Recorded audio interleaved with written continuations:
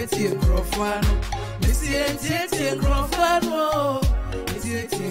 so yami beshira wanye baby I'm free. Sabusuma busuma ya shawenji. And then obi dia ba wudi maya. And found prepare go to my America. It is a name obi dia be rebeba. Ashina wudi. Men prepare wo. Hey. I didn't feature baby I'm see. Hey. So what? Men prepare wo. Eba said the ensuo be san area super eh me de ne boko search the ensu kwa na meko said the ensuo be san area super me de ne boko search the ensu kwa na meko hey enti crofano enti crofano me see enti crofano enti crofano Minu ya boy Jumaden, sa brabo na chiso ajina binti. Because if you're running what a young midday, so when you dream big like an ocean. And Papa wouldn't have more put some of him. At the chair beyond the moon, taking one step back, just look at yourself. Or being sinning with you, believe in yourself. So we see back seater and just away the last. When you're not for the boat, one was Sabeka. Why me at Tobens, or China better Benson, or Fiesta Dia, watch now better man, she remember. Nobody knows tomorrow to Yashu. Or see with someone could you drive him with daddy. Men found the prank for you to me, baby. Your time will soon come, the table will soon turn. Say it's so late, Super Bowl. Me de boko search the ensu kwa na meko said the ensu be your san area super bo me de boko search the ensu kwa na meko hey ensu be ye ensu be ye ensu be ye ensu be ye hey so what men tie nkrofo no so yami beshro wanye baby I'm free so busuma ya shawenchi and then obi dia ba wudi maya and found prepare go to my America it is a name obi dia be men prepare wo I didn't feature baby I'm see so what men prepare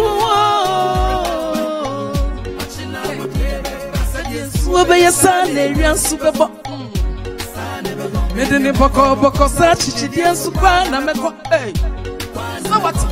Said the ensu obe ya san area super bo. Me de ne boko search the ensu kwa na meko ai.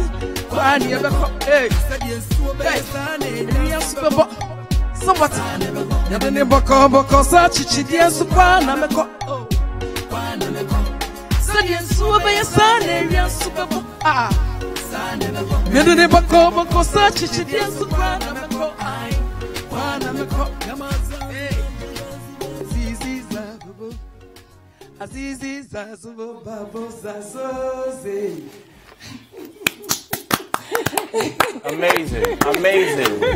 Amazing.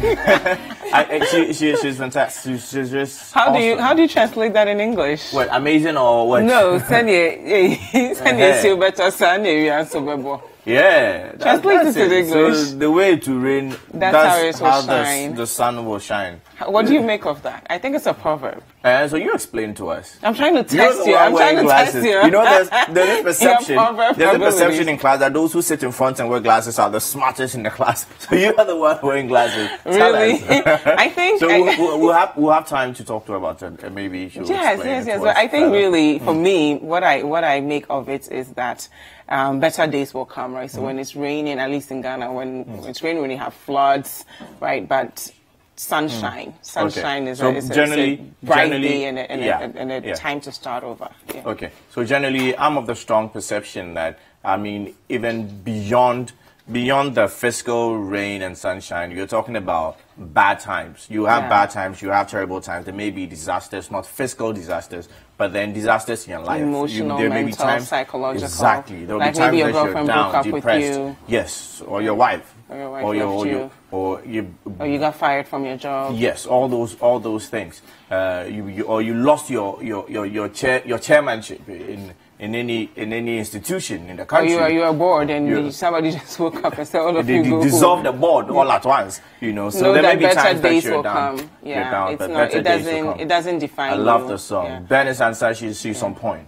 And I think it also goes into a proverb that your friend is saying when a river is flowing, right, it thinks it's going the right direction until something blocks it, and then it goes the direction that is destined to go. So sometimes when you have a block in your life, it does not necessarily mean it's over. You just need to take time, reflect, and use that as an opportunity to find where you are actually destined to be. Yeah. I think we did good. We did good. We explained the song. She owes us for translation.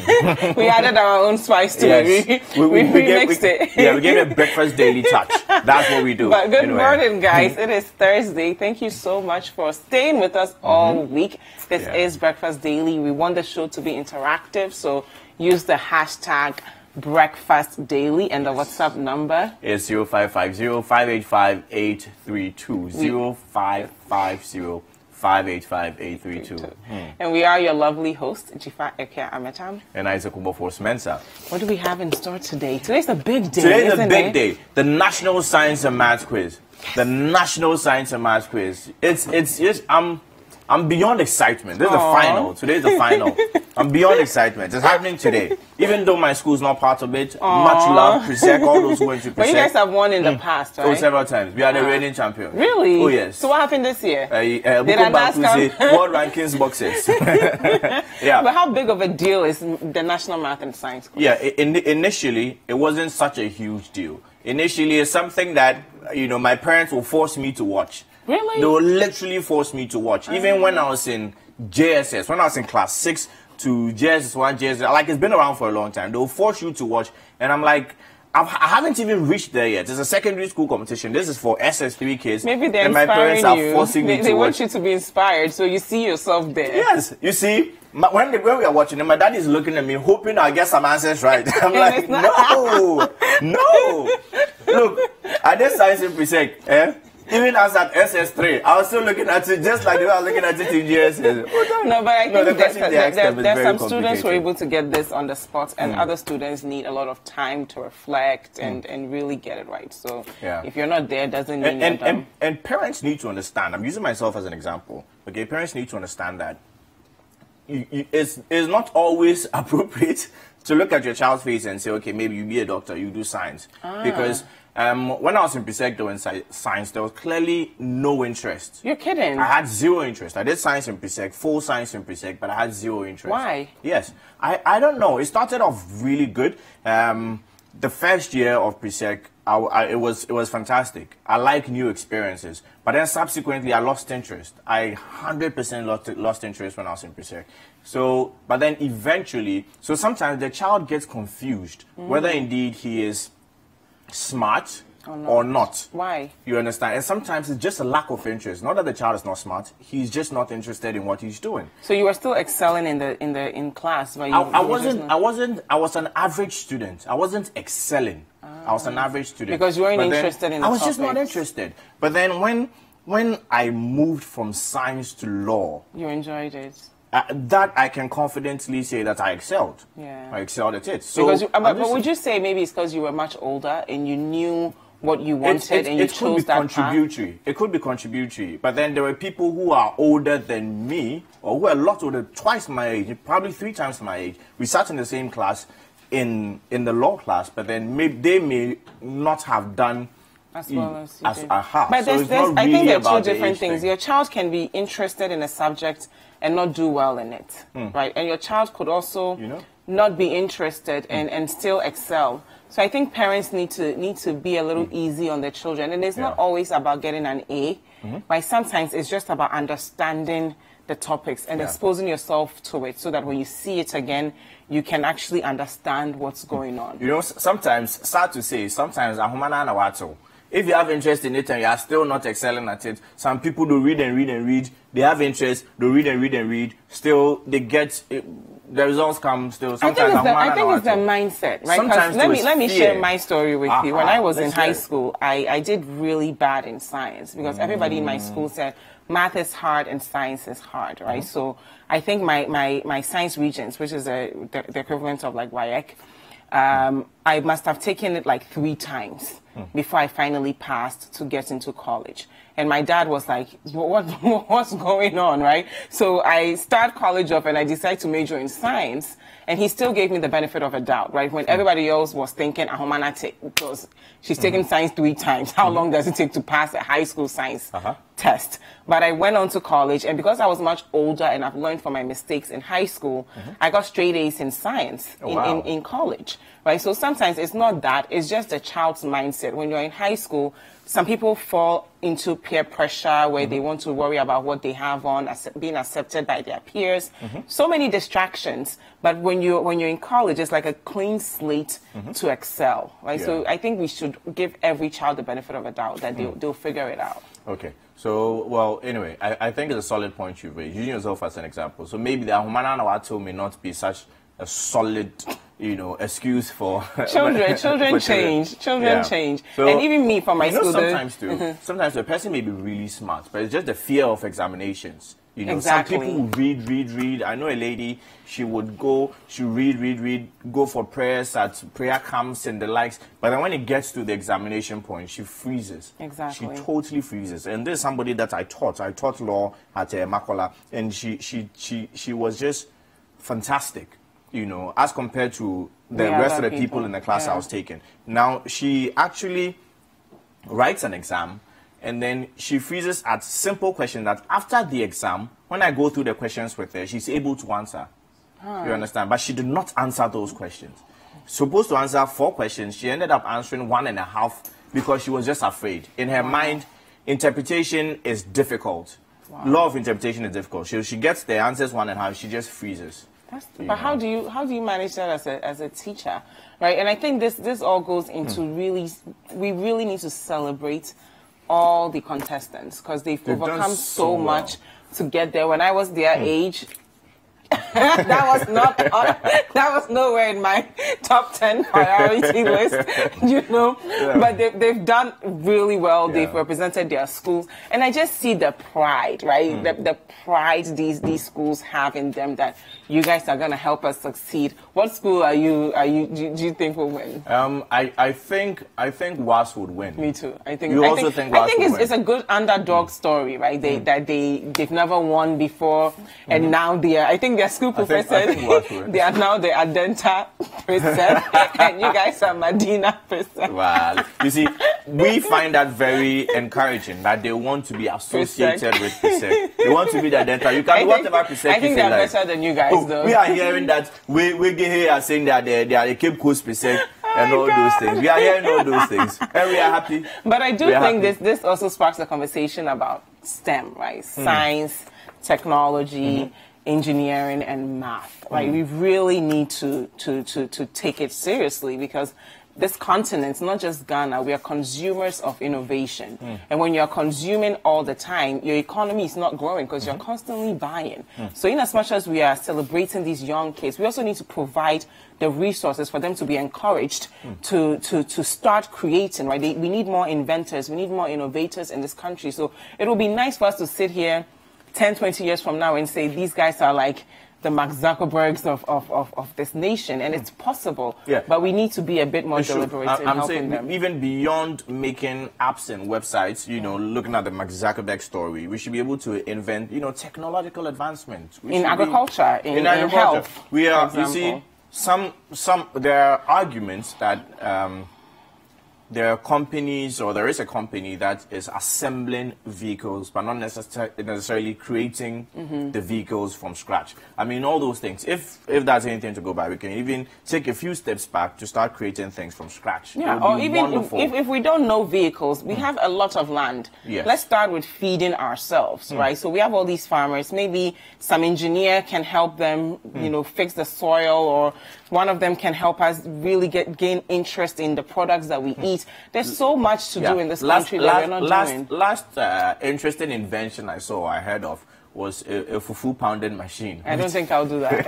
I think there's something about physically pounding the fufu, and there's just something about it. Yes, I have. No, be honest. But I mean, forget the TV story and be honest. No, I've never done the, you know, I don't know how the flipping, because I'm always afraid that, like you, I think you will just. Oh yes, I will. You will scratch my hand. But I've pounded before. Pounding is easy. You see, but flipping is more difficult. At this point, that if you are calling your son to come and pound fufu, please don't get your son angry.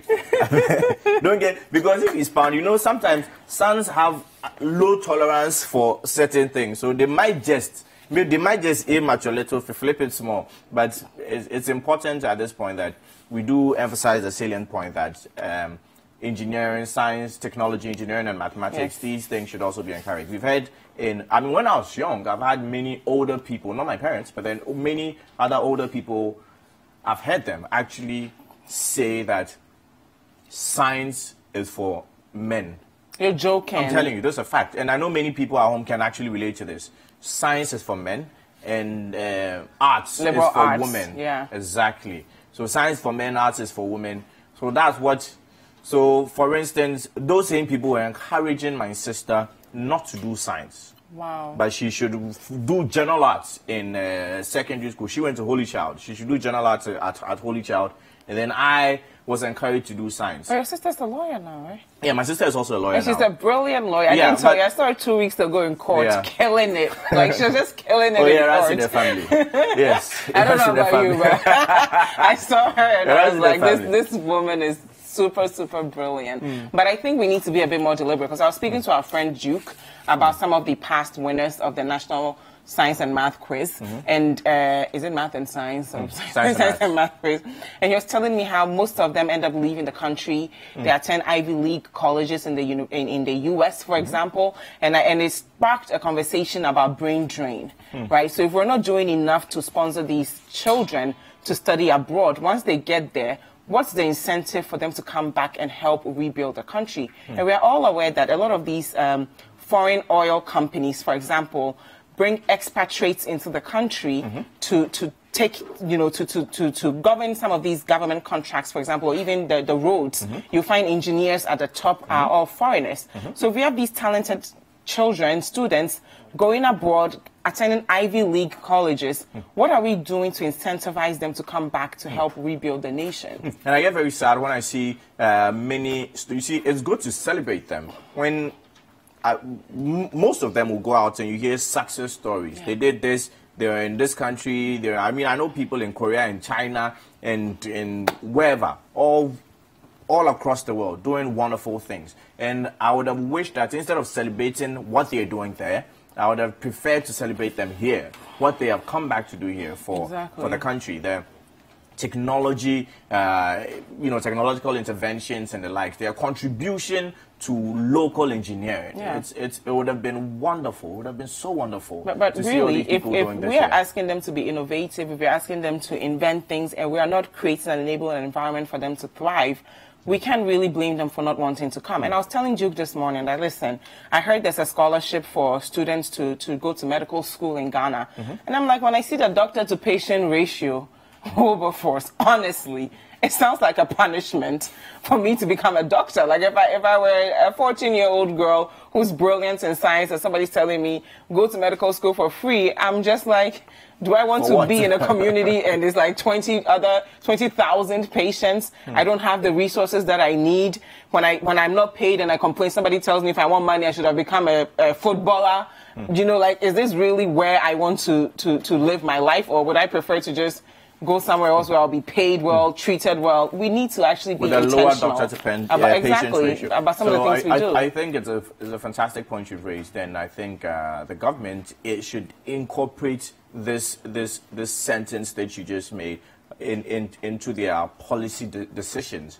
You see, at the end of the day, we are looking at having more doctors to reduce the doctor-to-patient ratio, which is very scary. You know, in the north, it's about a doctor to about 20,000 plus patients. Is actually very disturbing. So as much as we are trying to help our health sector, we should know, we should keep at the back of our minds as a health ministry, for instance, that are we even encouraging people to become doctors? Beyond, it's only a matter of time that a secondary school student would feel like, you know what, I'm looking at this doctor to patient ratio. As much as initially, if you become a doctor, it's such a huge thing, and your family, like a doctor. I don't want to be a judge, because judges they're not being paid well. Allegedly, lower court judges have complained about they've complained. You know, so I'm saying we need to. Human capital is the core of every society. So if you're doing your job as a citizen and you're training yourself, you're getting everything, you're winning national science and math quiz, you're going to Ivy League colleges, even if you're going to schools here, when you graduate, we should provide you the resources you need to contribute what you can to the society. But if we're not doing that, then where are we going? As for that one, I agree. I agree with you.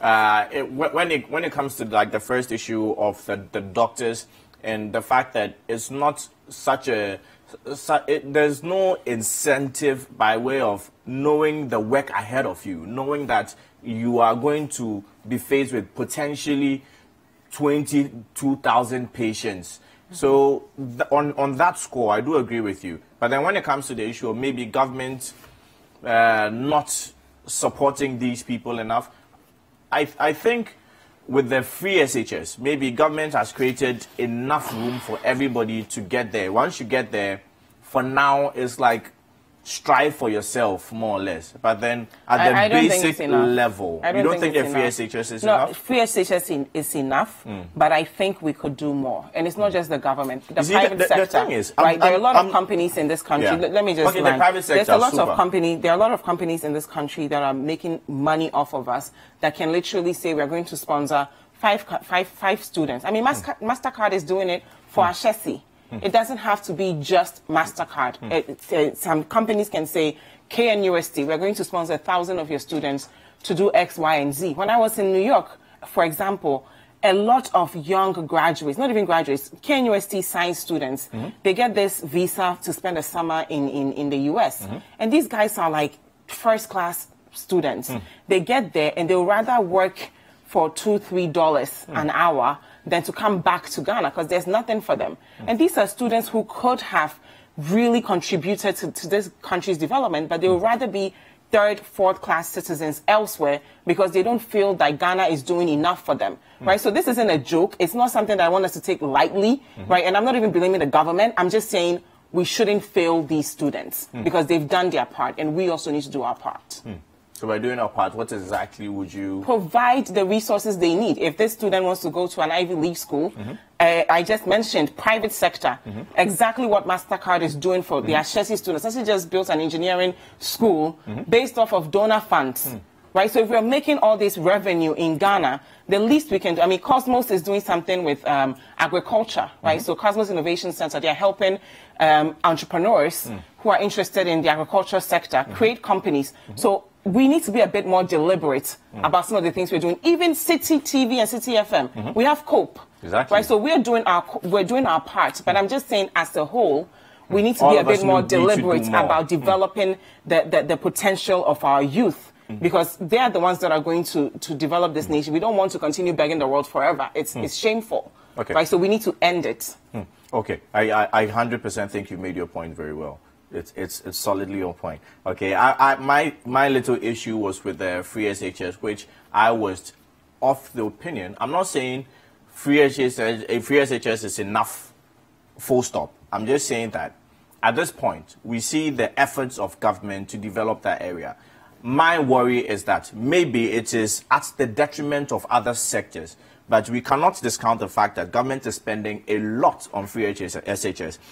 We know that the National Health Scheme is facing a lot of challenges. A few days ago, 2 days ago, the Obuasi government hospital is saying that NHS funds are finished. There's no money in our coffers. So we know that other sectors are struggling. So with the free SHS, even Dr. Steve Mantia is saying that we are spending about 63% of oil revenue on free SHS. So we know that when it comes to education, government chose to make a secondary school education free, and they've spent a lot on it. So maybe more needs to be done on education, but we know that something solid is being done at this point. But it's good that we brought in the issue of private sector. You mentioned the issue of MasterCard, doing this for 5 HRC students and the likes. And I 100% agree with you. The private sector needs to necessarily get involved. Well, you guys let us know, right? Because I'm talking about private sector and you're clearly talking about the government doing more aside just free SHS.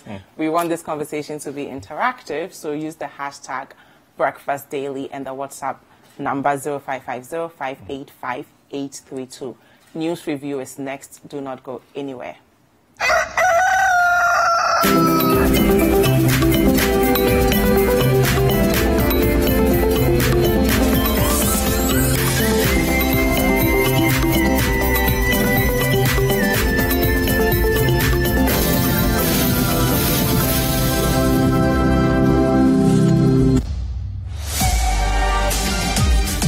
Wherever the weekend sporting action happened, we will bring it to you here on Scorecard.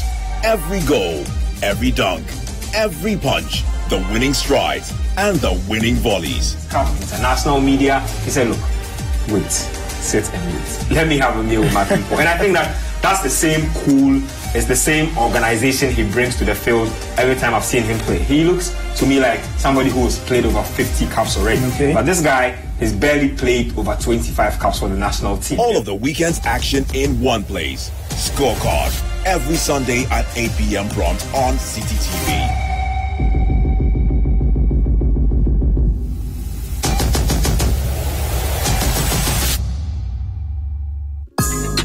Every Thursday night on City TV, you're welcome to join women from different backgrounds and opinions as they weigh in on your relationship issues.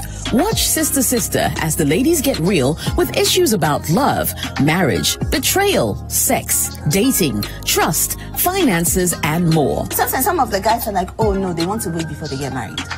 So there are little people oh, I'm saying, hold on, lady. What if she does all the kiss and all of that and still nothing? That's it. If he really wants you like that. You see, so it's like, oh. Join Jessica and her sisters for City TV's all-women talk show, Sister Sister, every Thursday at 7 p.m. Also, live on 97.3 City FM.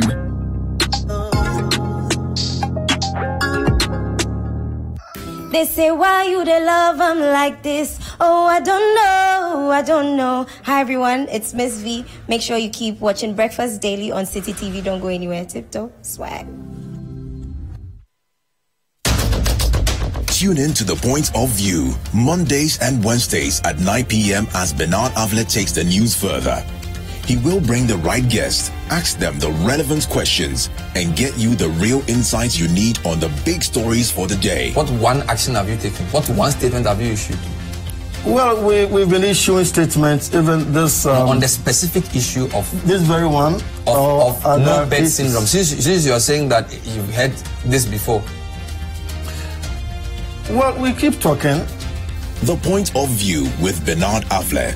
Monday and Wednesday nights, only on City TV.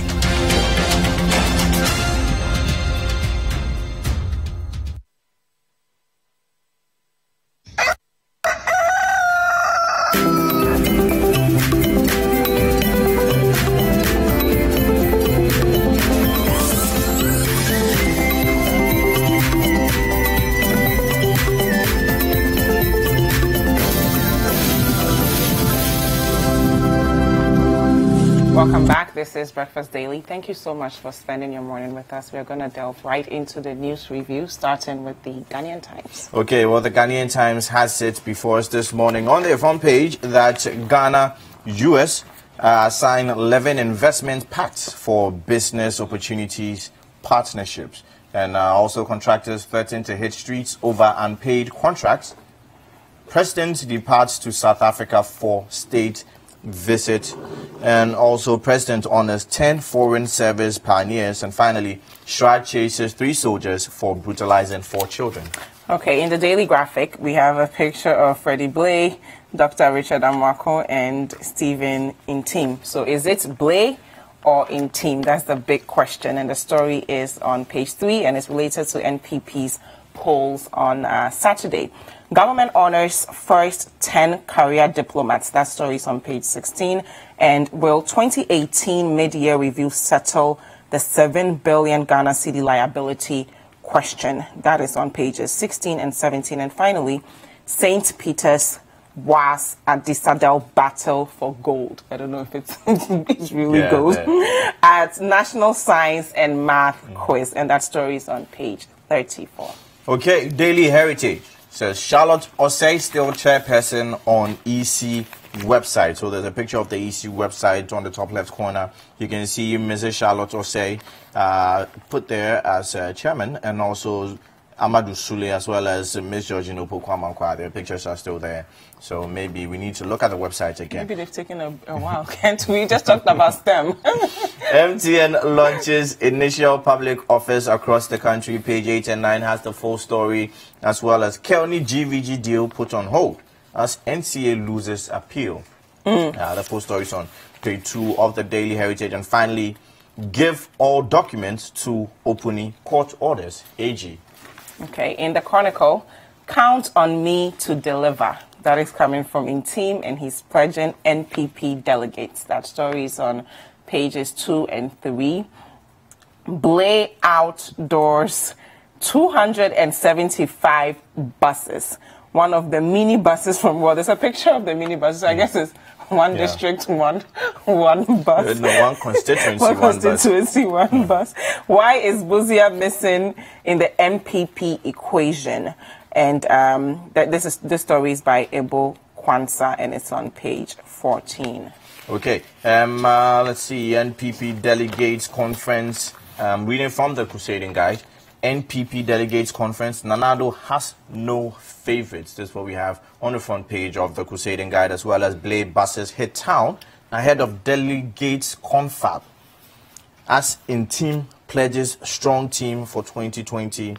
And finally, glutathione harmful to pregnant women. FDA warned. So apparently, some pregnant women take glutathione under the wrong perception that when they take it, their babies will be born fair. And I think we should also address that issue that we are blessed to have melanin, right? And so we should embrace our color. And being light skinned doesn't give you any more privileges than a dark-skinned person. So let's not harm ourselves for the sake of being light. In the Business and Financial Times, CD's woes resurface. So that story is on page 2. Government eyes new taxes to fill revenue gaps. Activia introduces green renewable insurance package. And there's another story. Will the 2018 mid-year review settle the 7 billion Ghana cedis liability question? Okay. Business Finder says appeals court throws out NCA over Suba suit. And also, nuclear energy is key to Ghana's industrialization. Ghana Post MD chairs West African Postal Conference. And finally, strong US dollar increases credit risk. Moody's. And finally today, government clears air on Marfo Sao Georgie's appointment. EC bosses sued over corruption and abuse of office. And Adoji residents bear teeth at Nana Konedu. So this is a battle they're having over some lands being sold. Super. Now we'll just introduce our guest to join us. So joining us for the news review segment this morning, we have Eric Amwaku-Chum. He is the former or immediate past deputy CEO of Ghana Export Promotion Authority. Good morning and welcome to Breakfast Daily. Good morning. How are you? I'm doing great. Eric. And we've also been joined by Honorable Abdul Rashid Pelpo. He is the Member of Parliament for Wa Central. Good morning and welcome to Breakfast Daily, Honorable. Thank you. And good morning. So we can start off with our first story? Yes. So we're going to look at the Kelny GVG saga. There's another twist to it. So this story is from citynewsroom.com. NCA loses appeal. Kelny GVG contract put on hold. So a court of appeal has dismissed an application by the National Communications Authority seeking to delay the implementation of an order preventing the authority from entering into a third-party contract. So this is at the background of Suba, right, Suba asked court to hold on any activities between NCA and a third party until they fixed their issues. Suba was contracted in 2010 under Mahama administration. The company was required to connect telcos to billing system, but however, the connect telcos when the contract was expired in 2015. So after that, of course, we had the Kelly GVG situation. So they've put this whole thing on hold, and let's get your initial comments on it. Well, thank you. It's a privilege to be here. It's first time on the show. Well, I think that it's important to say good morning to my senior friend here. I've been monitoring him from afar. Yeah. Today is the first time that we are meeting on a set like this. And then good morning to yourselves and then the viewers out there. For Suba and even the fallouts in connection with Kelly GB, I think that this saga has been unfolding for a while. I remember the fact that even when Suba, that particular contract was signed some years back, there were some sort of issues from the civil society organization and certain individuals to exactly what Suba was meant to have done, and even if the contract itself was fit for purpose. And then a few years down the line, there were questions as to if what Suba was actually doing was exactly what the contract stipulated. So we've come almost full circle. There's some controversy surrounding Suba itself, and then the new contract has been signed with Kelly GVG. I have a totally different take on this thing. I mean, I was quite impressed with the fact that it looks like our judicial system is working, and it works, and that should be a plus for a fledgling democracy like the one that we have. That if people or organizations have issues with certain things, we have a system that, regardless of who is in power, as far as I'm concerned, is independent enough. In the last few weeks, a few things have happened that tells me that that's where we are, and we should be proud of ourselves as Ghanaians. So in terms of the merits of the issues and everything, so far as it's still in the court process, I'm not sure it will be prudent to comment on the specifics. The merits of the issues, we are dealing with the fact that they appealed on the injunction, and now the Court of Appeal has finished ruling on it. So it's no longer, that issue is no longer in court. So yes, but the point is that there's a reason why that was given for the abrogation of the contract with Suba, in terms of what it was meant to have done, or even the stipulations in the contract as to the requirements and the specifications and the technical capacity of Suba to be able to deploy the service that was asked to do were in question. And that's what I'm saying, that, of course, that's not the end of the process. I'm sure that as we speak, there are probably certain actions being taken to make sure that it gets to its logical conclusion. But like I made the point, it also gives some kind of confidence to even people who are interested in investing in Ghana, for instance, in terms of the business community, that we are a country of rules and regulations, and that our judicial system works.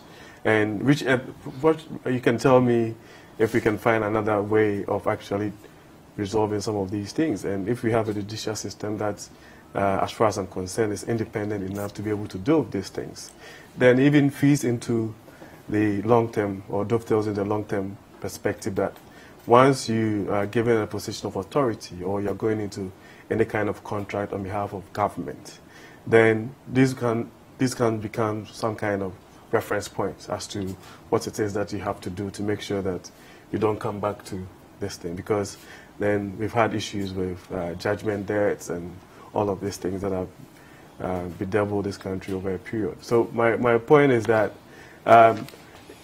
in the current scheme of things, it might look like it's either a distraction or frustrating the processes. But as far as I'm concerned, it gives us a platform to be able to make some kind of reference so that we don't make the same mistakes. I believe strongly that with the advent of technology and all the benefit that comes with it, maybe even when it comes to our judicial process or our legal system, we need to be able to find or even be confident in ourselves that we have the capacity to deal with some of these things. Because when you talk about even the monitoring of calls and the technical aspects of it, people have also come out with issues to do with privacy and all of these things. Then others will also make the case for national security. So where do you marry the two? You need to be able to find some kind of convergence point to make sure that, one, the privacy of the Ghanaian is protected, and again, the taxes or the revenue that's meant to accrue to government is also realized. We're having a conversation about all sorts of things, education and utilities, the public sector, and all of those things. But for you to be able to do that, you need to be able to make sure that at least there's an optimum realization of revenue from people who most often than not are even multinationals or even locals, to be able to make sure that we're able to transform the country that we all, by dint of some kind of act of God, we are here. We can't do anything about it. Okay. So it's important that we're able to develop this country, and if it means that we need to be able to make sure that if we have multinationals that have come in and are doing business and are accruing all sorts of profits, then the country has to benefit as well. Okay. Yeah, thank you so much. And it's good that we are meeting together today. I used to complain that he was underutilized when he was speaking. Yes. I mean, given the capacity and the kind of newness he has brought into the discourse of the new patriotic party, and the face of it in the outside. Anyway, I think that in the very near future things will change again. And actually,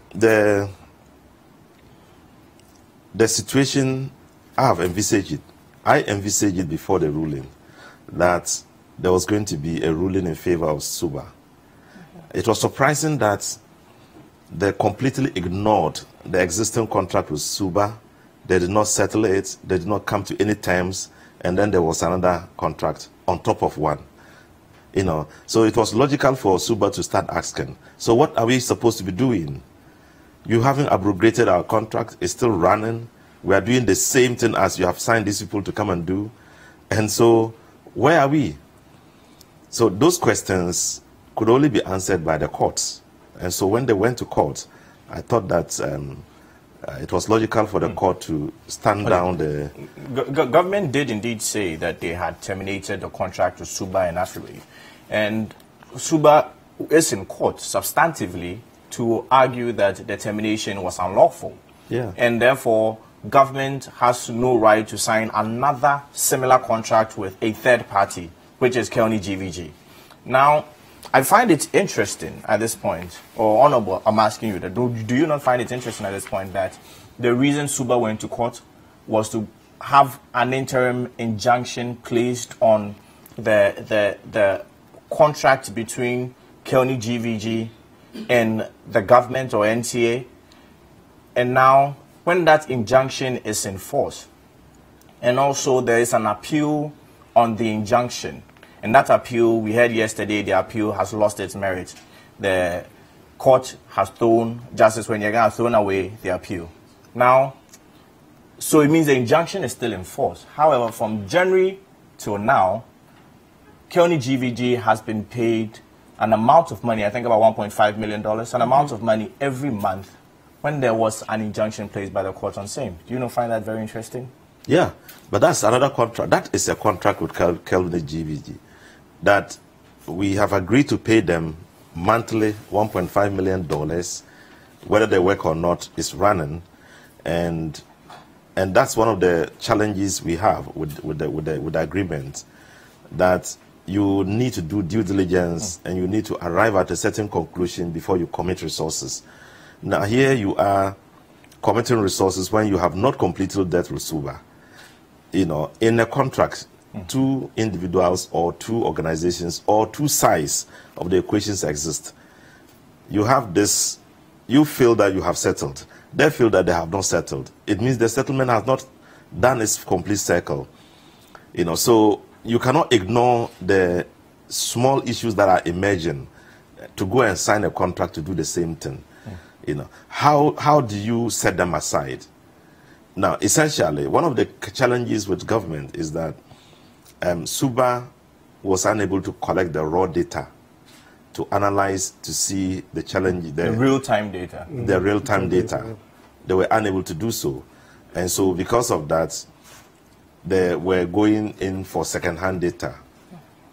And so it wasn't effective. So they wanted something that would be effective, that you can arrest the data before it comes in, analyze it, find those who are cheating, and then you can rake in more revenue. Now, we are yet to see the effect of Kelvin GVG, but if that is the case, it's good. It's good news. The truth also is that there are issues about the contracts, which we have a problem with. The minority has problem with the cost of the contract, the running expenditure, the payment running up to the end of the how many years? 15 years? No, 5 years. 5 years. With a possibility, of another 5 years. Yes, 10 years.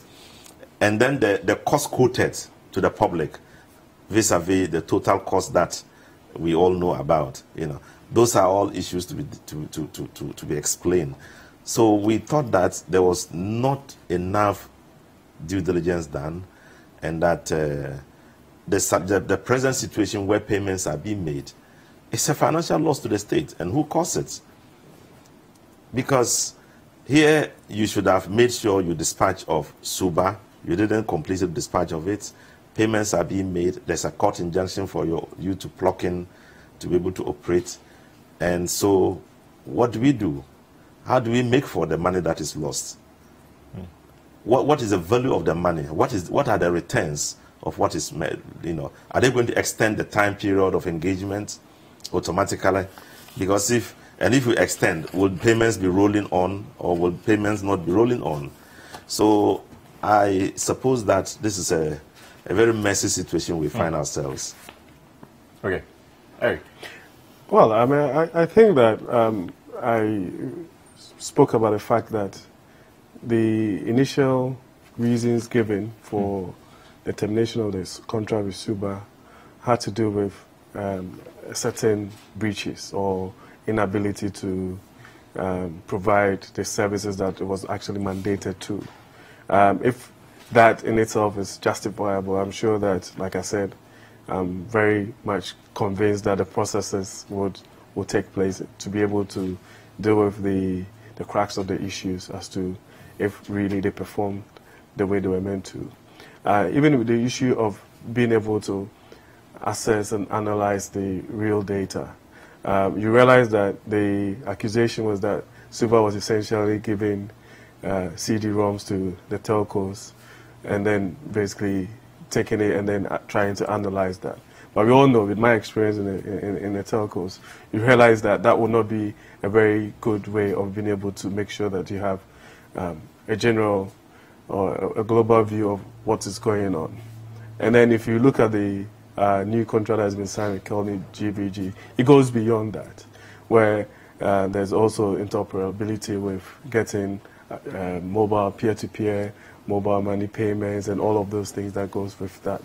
So for me, I think that it's also one of the things that gives an opportunity to look at what happens elsewhere, to do some kind of benchmarking or even look at what happens in terms of best practices, so that we don't come back to this point. Because I remember that when these contracts were being signed, even with SUBA, there were agitations from AfriWave and a few others where I think they even actually went to court, saying that the processes that it took for SUBA to be awarded a contract were not the right way, or it was breached in a way, or it was actually skewed to favor SUBA, which means that there's some issues really in that particular sector.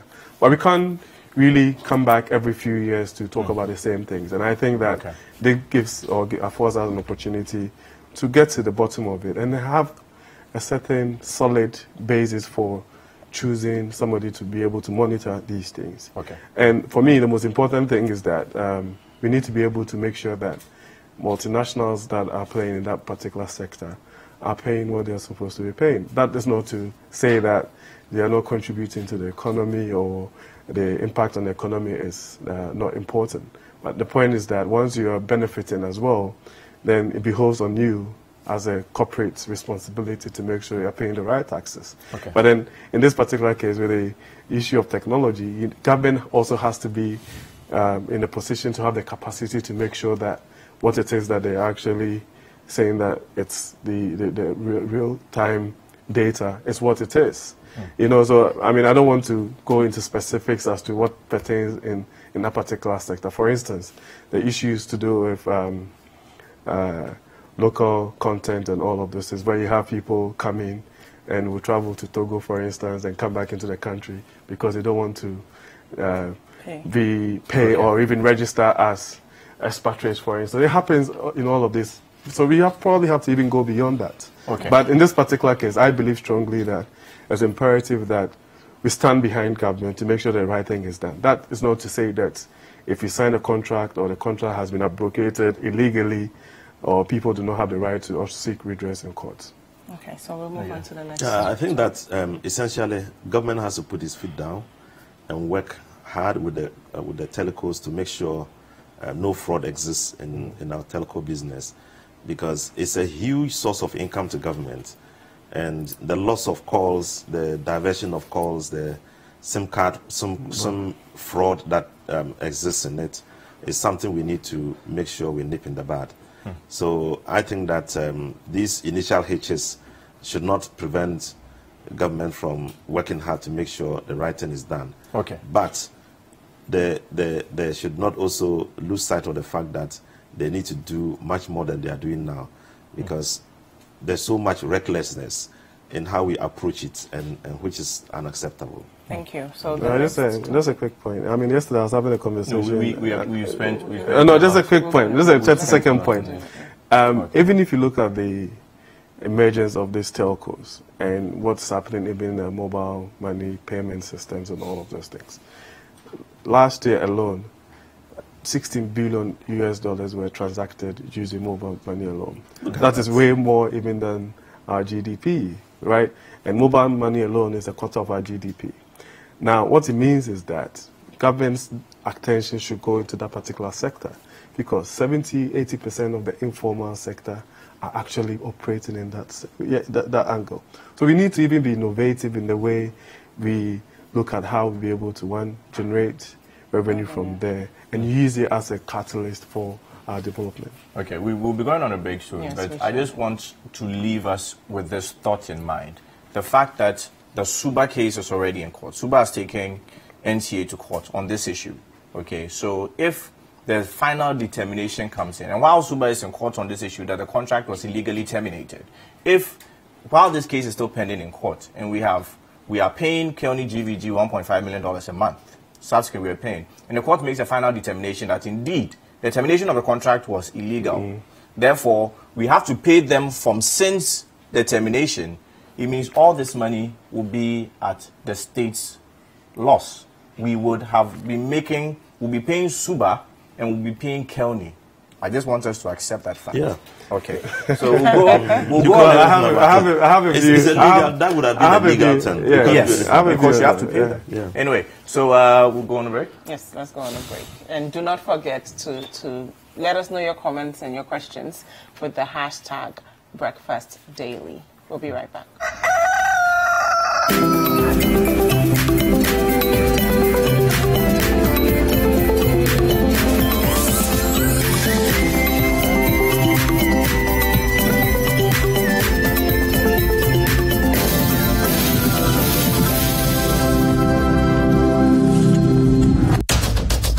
Tune in to The Point of View, Mondays and Wednesdays at 9 p.m. as Bernard Avlet takes the news further.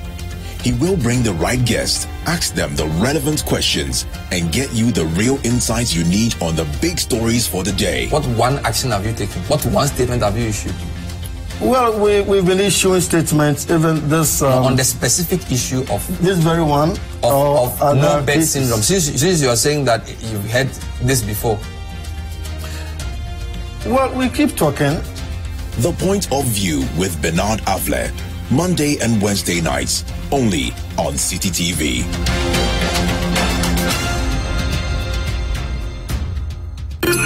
Spend 30 minutes every weekday catching up with all the trending social media conversations of the day. If you tweet it, we'll read it.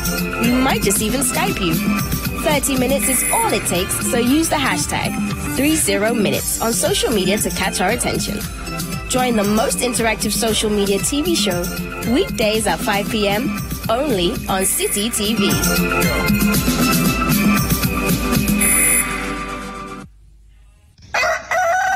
Jealousy go shame against the bad boy. Jealousy go shame. Whoa.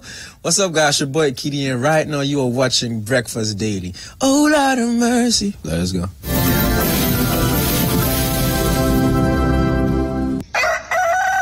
Hey family, my name is Joe Metal and you're watching Breakfast Daily on City TV. Keep watching, don't go nowhere.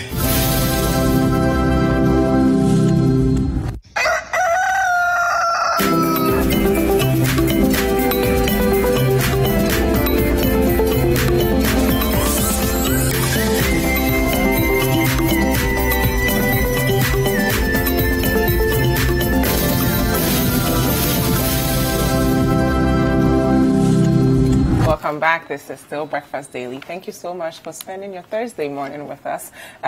We're just going to delve right into the next topic. I think on May 8th, which is exactly, I think, two months ago, the 6 out of 9 board members of the Ghana Cylinder Manufacturing Company Limited took a decision to suspend the chief executive officer of the company, Frances Esinam. Now, she did not really agree and still showed up to work, and they started a back and forth between the board and the CEO. Yesterday, we learned that the president has ordered the dissolvement of the Ghana Cylinder Manufacturing Company. So I'm going to read a story on the dissolution of the Ghana Cylinder Manufacturing Board. There's a story here on citynewsroom.com. In the wake of the impasse between the chief executive officer of the Ghana Cylinder Manufacturing Company and the board of the company, President Akufo-Addo has ordered the dissolution of the board. A statement signed by the Energy Minister Boakye Ejako and copied to his deputy ministers noted, among other things, the dissolution should be done in accordance with the provisions of the company's regulation. So we were expecting the CEO to leave because the board decided that she was not serving her role, and what we got in return was the dissolvement of the board. Well, it's work in progress to my thinking, and that when the president ordered that he did not dismiss the chief executive, because he employed the chief executive, and that the company's decision, as was communicated by the chairman of the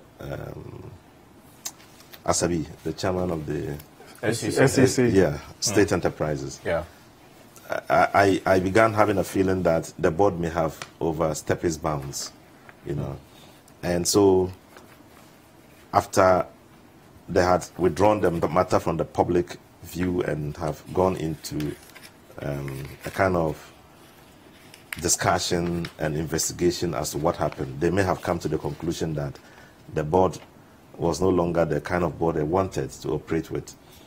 Essentially, when a chief executive steps into a company or a state enterprise made up of a governing board, the thinking is that the chief executive is bringing in the policy trusts that for which government has set up that enterprise and for which he or she is employed.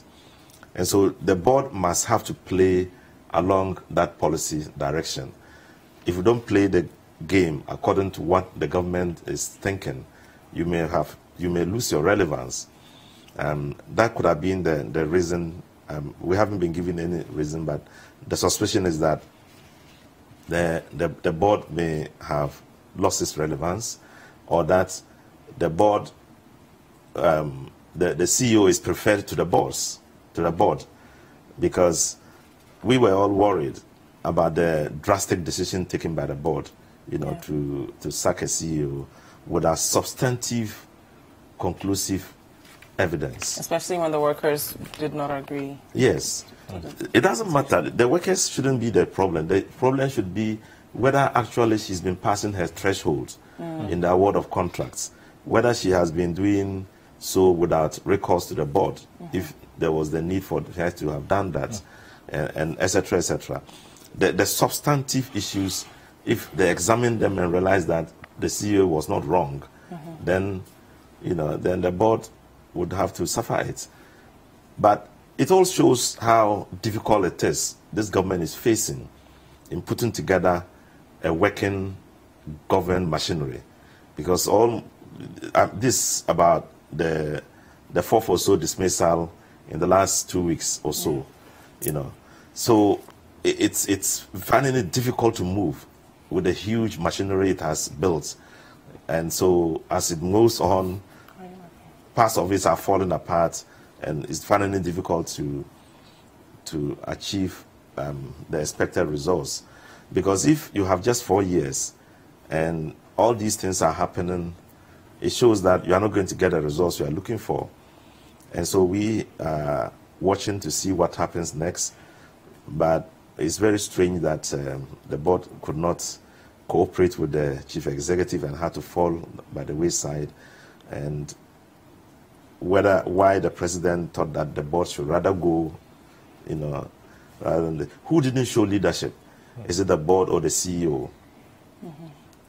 And both, or both. I think that the CEO, no matter how small a contract is, it's still important in your day-to-day relation to relate with the board.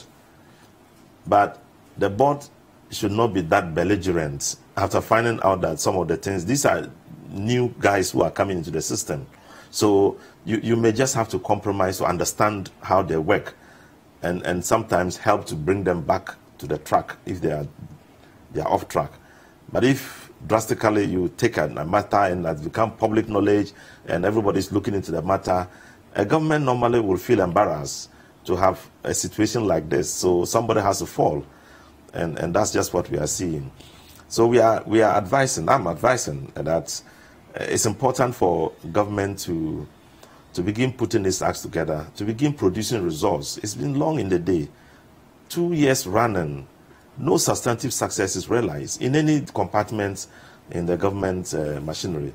And all we see are failures and disadvantages of running the state, and suspicion of fraud everywhere, starting from government machinery itself to government, the heart of government itself, to all other areas.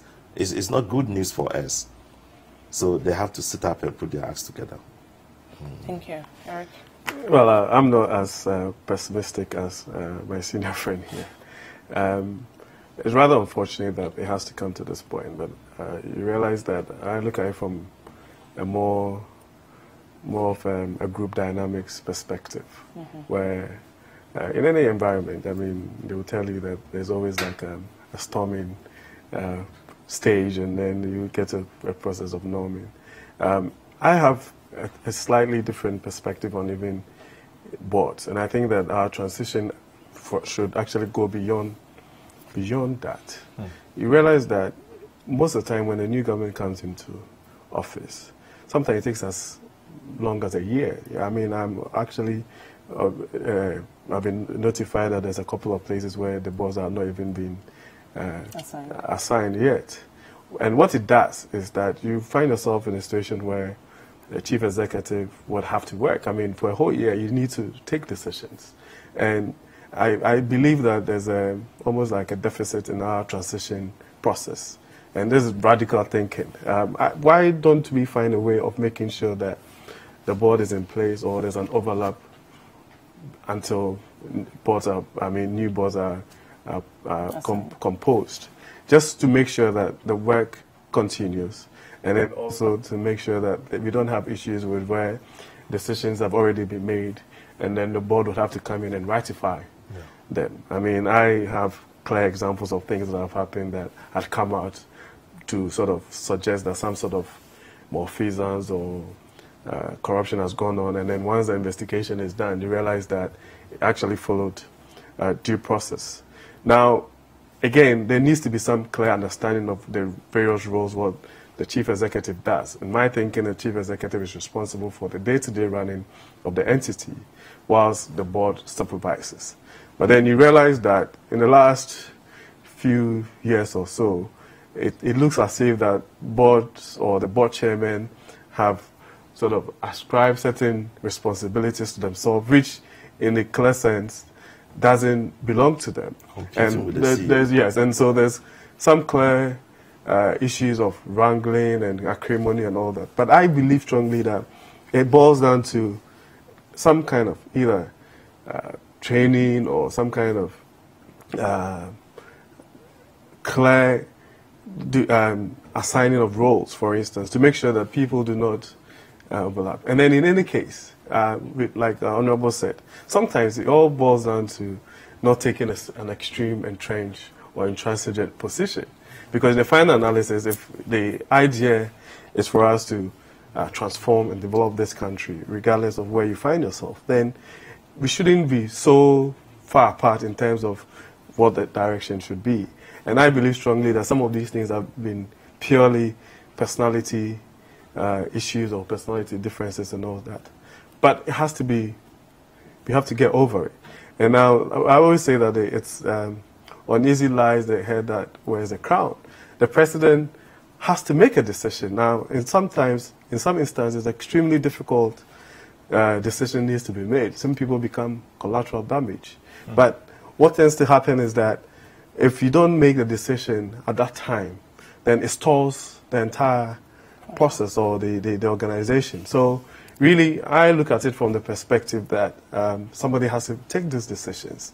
Now, some investigations have been done, and I am of the view, again, I share the same view that since there's a precedent or there's an appointing authority, then the issue to do with either you terminate that particular appointment there should be recourse to the appointing authority. But if you come out and make a categorical statement that this CEO has breached these things without basically giving us a clear indication of what has transpired, then what it means is that they've actually not respected the appointing authority. That is not to say that that is the reason, but if some investigations have been done, then of course, because that is an extremely important entity, especially now that we want to go into a new strategy in these issues there.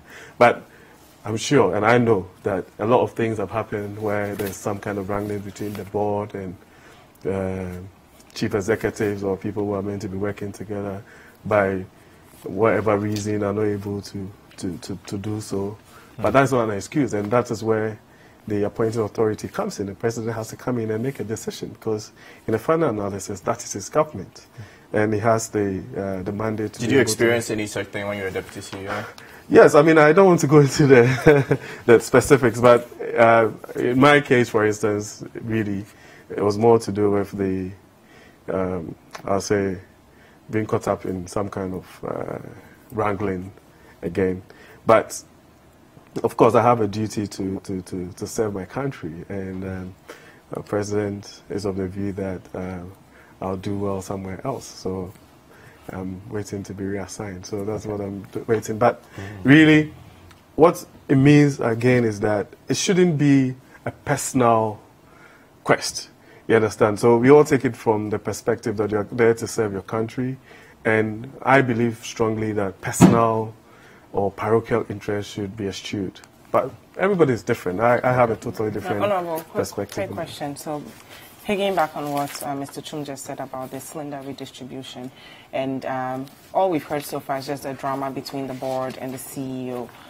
Should we evaluate the way we assign both the board members and the CEOs? Because you don't want people to get distracted, right? They have to deliver, right? So is there a way we can avoid this from happening in future? Yeah, there's a way to avoid it, and that is to give each appointee an orientation where they are going. Let them understand all the dimensions of the challenges they are going to meet.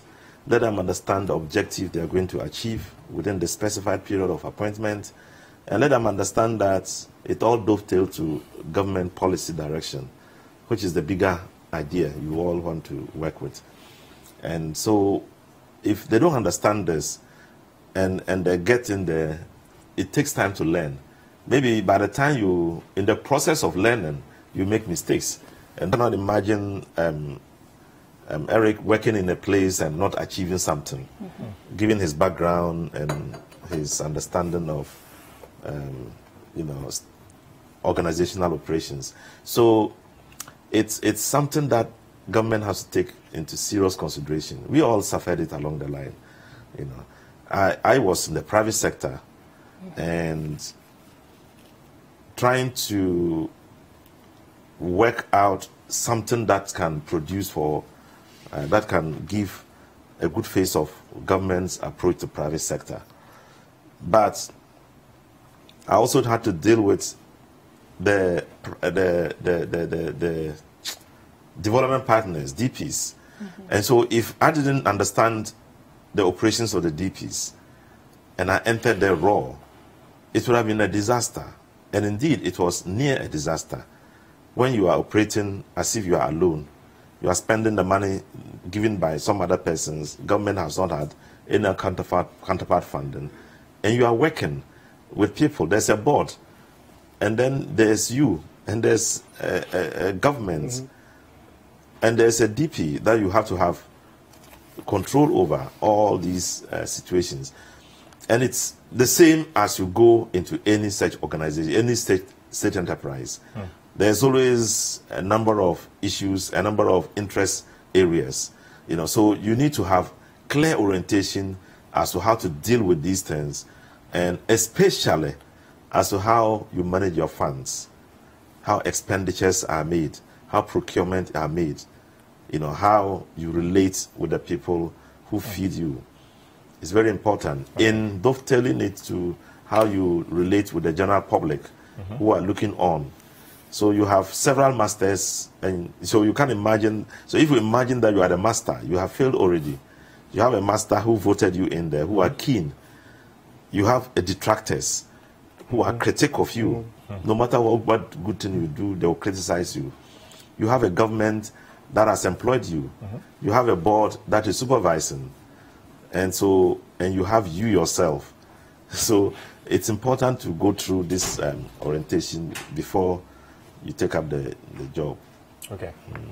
Okay. Now, I want us to look at the story on page 3 of the New Crusading Guide this morning. It says, Blay buses hit town ahead of delegates confab. Now, on Saturday in Koforidua, there will be the National Delegates Congress in Koforidua. Now, Freddie Blay, who is currently the acting national chairman of the NPP, promised to bring in a bus per constituency, 275 buses. Now, when he said this, many people laughed. He said, you bring these buses before the election, and now the buses are finally in. I'll start with you, Eric. Does this automatically mean victory for Freddie Blay in this coming election, or Stephen Ntim may pull a surprise?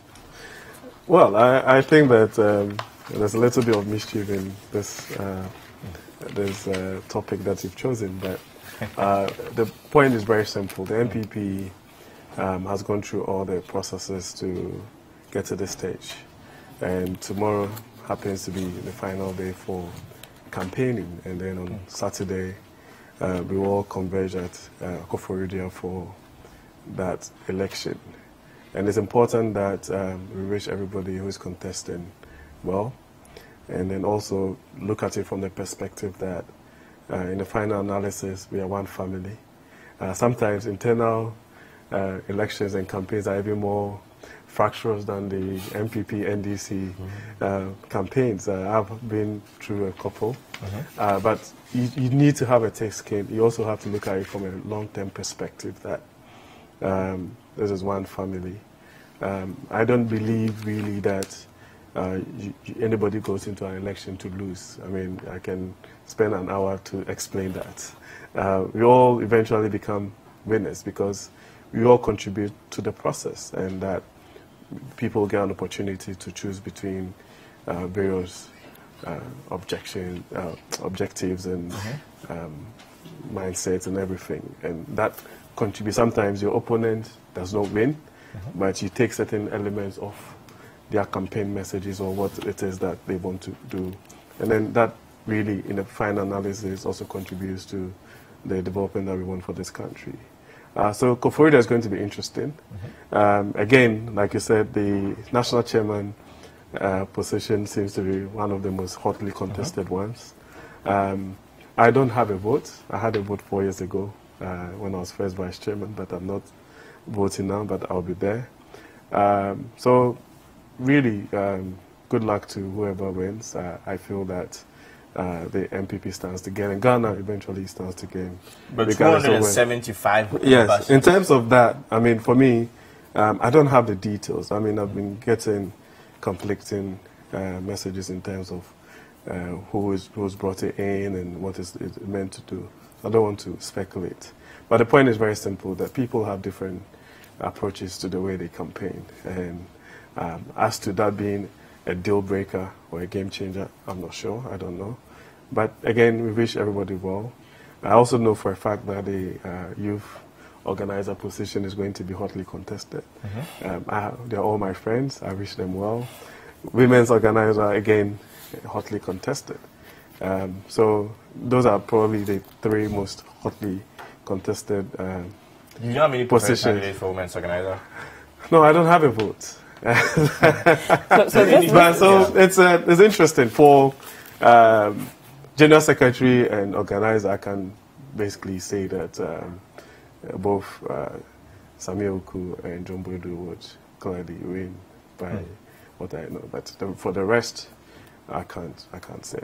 But we wish all of them well. We're all one family, and in a political party, you realize that you have different relationships with different people. It makes it a lot difficult to take sides. I mean, and if you're not careful, it creates problems for you as well. And I believe strongly that the call has come clearly that the president does not have any favorites. And of course, in this game, people would go out there and make certain insinuations and all of those things. But that's all part of the game. And once you have your game plan in place, and for me, I always believe that the final day, the last 24 hours to an election is the most important one. Okay, so quickly, I'm used to seeing T-shirts and rice, but buses. How is he funding this? No, that's what I don't know. I don't speak for the Blay campaign, but like I'm saying, but isn't that a concern? No, but to be able to get 275 buses. But that's what I'm saying. That you see, I've read conflicting messages. I've even read messages to support the constituencies. I've read other things, but because I don't speak for his and it doesn't influence the process at all. Well, you can have an opinion on that, but I believe strongly that.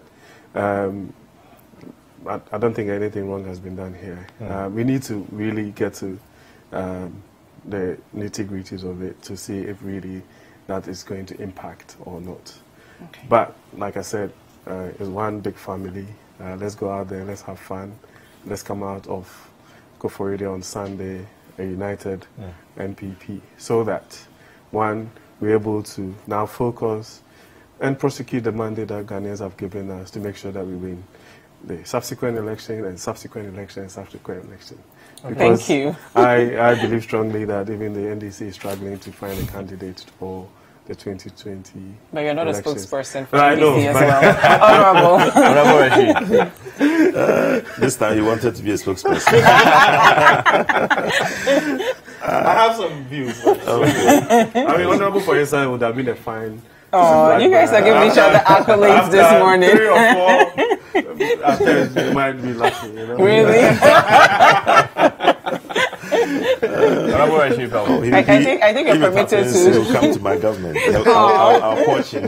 I think you've been doing that all morning. Okay. Anyway, actually, I don't know why the press is so quiet about this. Sometimes you two should be questioned. The media should be questioned as to what you choose to critique. And what you choose to bring to the public attention. The question you raise is very relevant. Isn't it a matter of concern?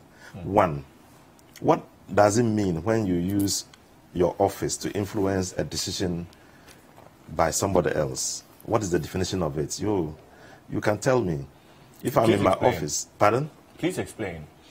If I'm in my office and I use the office, my capability as a public officer to influence a citizen of Ghana to do a certain thing in my favor, how do you describe that? No, it would be clearer if you're able to tell me that maybe, I don't know if you're talking about Freddie Blay at this point. No, this is a generic question. But we can even use Anas as an example. No, if I influence you to get my player a yellow card. If I'm an MPP chairman, and being an MPP chairman, I have a lot of leverage and influence, and I use the influence to make sure that... But an MPP chairman is not a public officer properly. How do you say that? Because he's not being paid from the consolidated fund. My dear, definition of a public officer. He is a public officer. Not according to the criminal code. He's not being paid from the consolidated fund, so he's not a public officer. He is a public officer. All people who hold public positions in trust of the people are people who should be investigated if there is a need.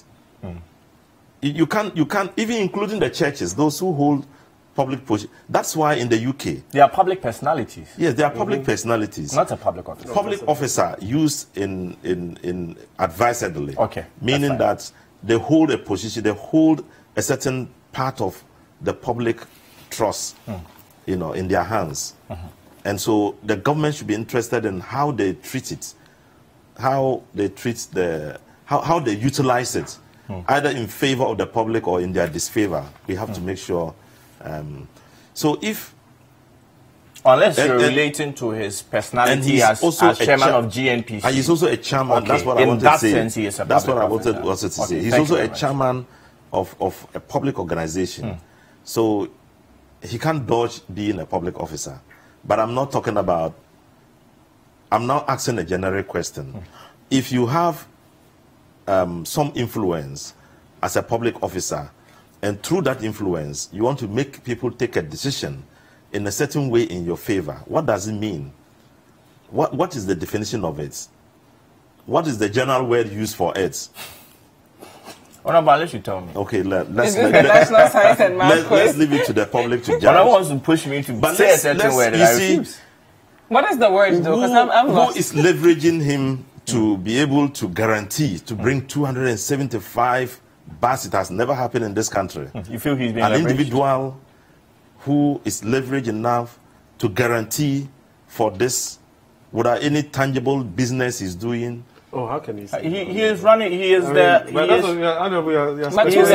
senior partner of Blay and Associates. That's a really huge law firm. You don't think that they based on the company that he runs private Blay, the firm we don't know unless you know that that is why I'm seeing the loophole in the media.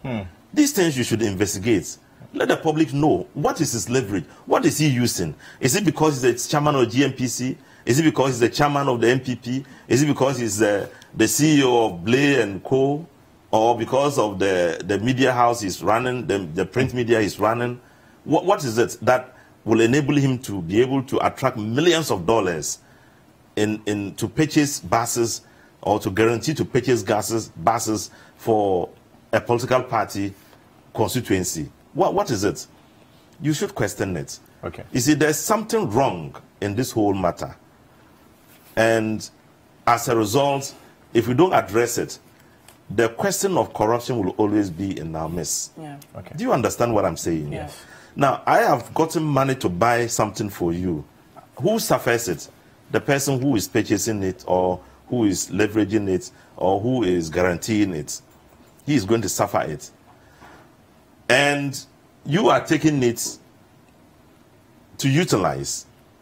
I would like to get money or some kind of benefit in kind so that I can cushion myself off in case of any fall. I should be able to sustain my life. In other words, he will find some way of covering up the huge debts he will incur. We can only assume at this point. It is an assumption, and that assumption is very concrete. You see, when people... And to be fair, this way could be through his media house. It could be through his media house. Or because I want some benefits out of it. So if he wants to become chairman and buy 275 buses for 275 constituencies, it's because he knows that there will be something and agree with it. That it's an assumption that anytime somebody spends money, you invest, you want some returns. Now, in this sense, he's investing. He's investing to become a chairman. He will want something in return. Other than that, he won't invest. Okay, I'm sure Eric would like to respond at this point, being a member of the NPP. So the best thing is for him to have contested the elections, wins the elections, and then say, because I've won this election, I'm doing this for you. Okay. But Eric, now you are using it as a bait to buy votes. Honorable, I think we are going a bit, we are stretching it a bit here. Well, Eric, I'm struggling quick response for the NPP. I'm struggling to accept taking moral lesson from the NDC in this matter. I remember Yabuatsin Jan specifically in their last national executive elections making concrete accusations at vote buying and how he was handed out. But that is fine. As far as I'm concerned, I don't even know if this is a government matter. It can be related to the He's MPP. an establishment candidate. Yes, but, well, that is your view. But the point really is simple that even today I read that some first batch of these vehicles are coming, which is about 100, and that there's a contract between a company called Senali, and really it was an approach from the constituency executives themselves, and he basically decided to act as a guarantor or whatever. Like I'm saying, I don't have the details, but for you to conjecture and speculate and make all sort of assumptions, really, for me, is not the case. The most important thing is that if nothing untoward or anything legal has been done, then really, but I believe strongly that can be interrogated, and that's probably why the story is just broke. And if you're minded or you're interested in it, I'm sure that even if you reach out to Freddie Bray himself or his representatives, they'll be able to respond to this. I don't think that we should spend too much time on Thank you very much. Now, lastly, before you continue, the National Science and Math Quiz is happening today. We're going to find a winner. What school do you both support? I support. So we have St. Peter, WAS, and Adisadel. I think that I would support WAS. WAS, why? It's always good to have an underdog. I think you're copying and pasting here.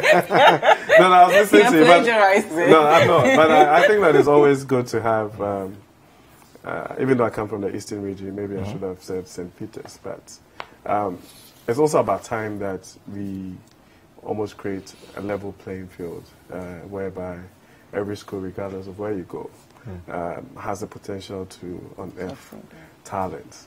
We've always found ourselves in a situation where we've decided that in this country, we've sat down and allowed some schools to be first class, second class, third class. Which means that if you're not fortunate and you go into one of those schools, only a fraction. I was having a conversation with someone that's like, if you go into the University of Ghana or KNUST or whatever, you realize that maybe 80% of the students are coming from maybe just 10 schools. Yeah. It makes absolutely no sense. And if there's a special or equitable distribution of the talents and every single school has the capacity to channel students, that is you don't have to even be traveling or traversing the entire country to get access to top-notch second cycle education. Okay. So for me, WAS. Thank you. Honorable. St. Peter's, WAS, Adisadel. Oh, where's Perempe? they have lost out. Yeah, I think they came. They lost in a semi-final. I was following them. They did by so WAS. well. Beaten by WAS. Yeah, so I guess you go for WAS. Then WAS should win. Thank you very much. Honorable Abdul Rashid Pelpo is a member of Parliament for WAS Central and a former Minister of State in charge of Public-Private Partnership. And of course, Eric Omwakuchum is the former Deputy CEO of Ghana Export Promotions Authority. Yes, and up next, we're going to look into the National Science and Math Quiz. We're going to have more conversations about what the students are doing and if WAS is going to take the ultimate prize. Do not go anywhere. We'll be right back.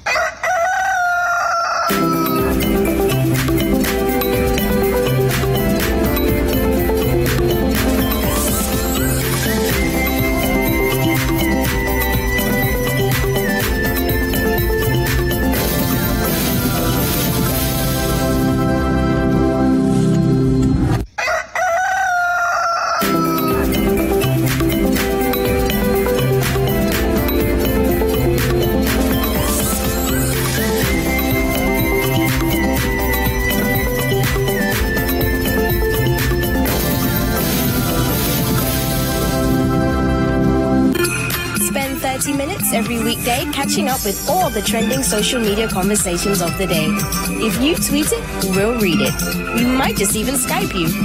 30 minutes is all it takes, so use the hashtag 30minutes on social media to catch our attention. Join the most interactive social media TV show weekdays at 5 p.m. only on City TV.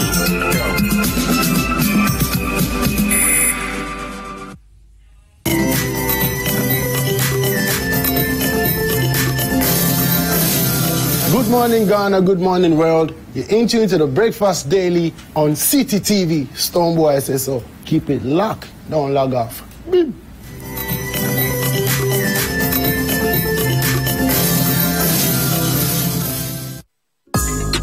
Every Thursday night on City TV, you're welcome to join women from different backgrounds and opinions as they weigh in on your relationship issues.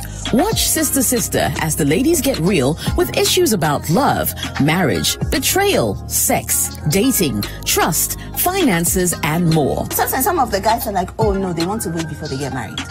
So they're little response. Oh, I'm saying, hold on, lady. What if she does, or they kiss and all of that, and still nothing? That's it. If he really wants you like that, you see, so it's like, oh. Join Jessica and her sisters for City TV's all-women talk show, Sister Sister, every Thursday at 7 p.m. Also, live on 97.3 City FM.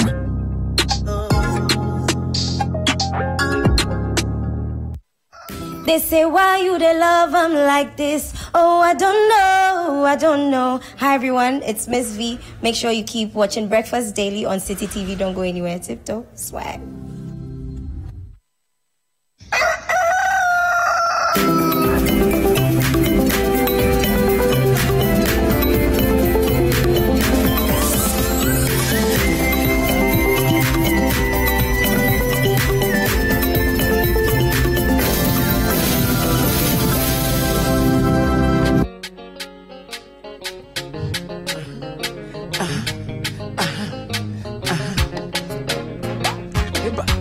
Come on. I got. Go Zaza. Go Zaza. Go Zaza. Go Zaza. All the things I have now, the level I've been now, it not be my strength too. No papa will go do a more. Anything I touch, you turn to blessings. So whatever you want, my papa no go fit do a more. So what be your problems, Mama? You will give visa to London, eh? Oh. You will get money to pay your rent. You will get belly to bump picking, eh? Oh. So help me sing hallelujah. Help me sing hallelujah. Help me sing hallelujah. Come and join me, sing hallelujah. Baba, my life will blood change, eh? Woo. Blessings not they flow from everywhere. It's not what to be your problem, okay? Help me sing hallelujah. Help me sing hallelujah. Eh? Woo. Hallelujah. Help me sing hallelujah. Mama be come Katachi, the people was the chami di mama wo. Ah, and kwa would your mommy? Enyamia, many mommy way. Enyamia, Musa was she go miss. Enyamia, yeah, would your mommy? Enyamia, Mummy Maya to hallelujah. Mummy Maya to hallelujah. Mummy Maya to hallelujah. Mummy Maya to hallelujah.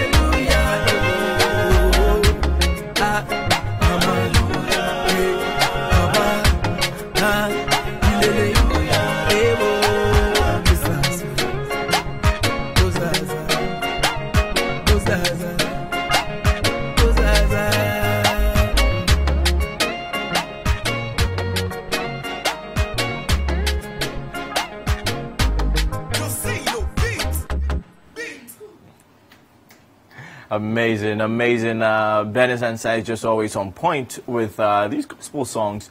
And, well, anyone who knows Wilberforce knows I really love gospel music above many other genres of music. Anyway, it's still Breakfast Daily, and now we're going to have a discussion of the National Science and Maths Quiz. Interesting. We have finally gotten to the final. It's been a gruesome competition. Lovely by all standards. Academic excellence is how these students have proven themselves to epitomize. And now it's time for the final. We have 3 schools in the final, and the final is happening today. Interesting. Super. We have been joined by 2 individuals who have been following the competition since about a decade now, and they work with us right here at City TV and City FM, of course. So we have been joined by Duke Mensah. Duke Mensah is with us. He is a journalist right here at City TV and City FM. Good morning, Duke. Welcome to Breakfast Daily. Thank you, Wilberforce. Yes, nice shirt you have on, though. Thank you. We've also been joined by Caleb Kuda. Caleb is also a journalist right here in our newsroom. And good morning, Caleb. Good morning, Wilberforce. Caleb is always on the ground for City FM, covering live this particular event. Yes. We have seen very exciting contests throughout the beginning to the end, and today promises to be even more exciting because of the schools and the stakes that are in this. I am sure if there's a way people can bet like they do for the World Cup, they have started doing this already. And I don't know, I find something very inappropriate if students or people have been asked to bet on this particular one. But I'll be surprised if people are. I saw a communication from the National Science and Maths Quiz saying that they have seen or they have been informed of reports that people are actually betting on who's going to win, and it's not from them. They have absolutely nothing to do with it. Early on in the competition, some people, unscrupulous people, put together something like that. So even in the preliminary stages and others, there was some sort of betting going on. But the National Science and Maths Quiz organizers, Prime Time, found out and they issued a disclaimer. And I don't know how well the fortunes of that Ponzi entity is doing after that disclaimer was issued. Yes. Anyway, so far the competition. Take us through the competition, how it's been. Caleb. Let me tell you about the final results we got actually at the semi-finals level, for example. So West African Senior High School made it, and they had the highest point to qualify, 52 points. They beat competition from Kobo Girls. They made 29 points, and then Prempeh College made 45 points. Okay, so at the semi-final level, which of the 3 schools, in fact, let's start first with, who are the 3 schools in the semi-final? So the 3 schools in the final currently. In the finals today, we have WAS, West African Senior High School, we have Adisado College, and then we have St. Peter's Senior High School. St. Peter's. Yes. So none of these 3 schools, which of these 3 schools had the highest points at the semi-final level? That was the West African Senior High School, yes. And so they come to the finals as the contest favorite. Everybody's rooting for them because they're sort of an underdog, not a big name that we all know or always expecting. So they came up with the highest points, and we all saw the contest. It was perhaps one of the keenest. The questions were the most difficult. So some say that if they've been able to make it through the crucible of the semi-finals, they should ultimately be the winners. But you know, the circumstances differ, and the situations that lead to one winning may not always be as a result of preparation. Sometimes luck also comes into play. Strategy is also important, but if the situation of what we saw for Mauli Senior High School comes up, for example... Please, you have to tell us what happened with the Mauli incident you're referring to. You know, so Mauli, Keta, and St. Peter's, they were in the race, and then... Keta was a bit ahead of St. Peter's, and Mauli wasn't doing too well. So in the final rounds, which was, I think, true or false, which was a riddles, all right? So if Mauli gets to answer and get anything correct, their figures wouldn't make any difference because they were way below what was required for them to qualify. And so it was between Keta and St. Peter's. Mauli went ahead to answer a few questions and got them right. Questions that they could have left for Ketasco to answer and get right and then perhaps move on. So that was what happened that led to St. Peter's winning the contest. But for that, Keta clearly was a stronger part in that. So you're looking forward to all these things happening, and sometimes even the positioning of the contestants matter, because if you get a bonus question from if you get a question going to a particular school and the school is unable to answer, the bonus question goes to the next school before it comes this way. So I think Adisado did that for Prempeh College last year. In the finals. In the finals. So that Adisado couldn't get a lot of the questions right, and then they were, Prempeh College will have the bonus. So though Aquinas... So you felt it was intentional? Well, maybe not. Earlier. Maybe just the position. Because that, for such yes. behavior should be stopped. That's not made the competition very fair. For Mauli Senior High School, yes, I think it was clear mafia, right? But in the case of St. Thomas Aquinas last year, what I decided did to help Prempeh College, I think it was just kismet. It was just the arrangement. So we're looking forward to a very exciting contest this year. This year we've seen some schools that were never known pull up surprises. We've seen big schools, big names fall at the access of these I asked you about ones. your memories or your recollection of the journey so far, but everyone is talking about WAS at the moment. WAS. In fact, the gentleman that we just had for the news review both tipped WAS to win this particular competition, and Jiffa also is going for WAS. Everyone seems to be going for WAS. Now, I want to pick WAS as a school. And let's talk about their journey through the competition to the best of your recollection, Duke. The journey throughout the years, and especially in this particular competition.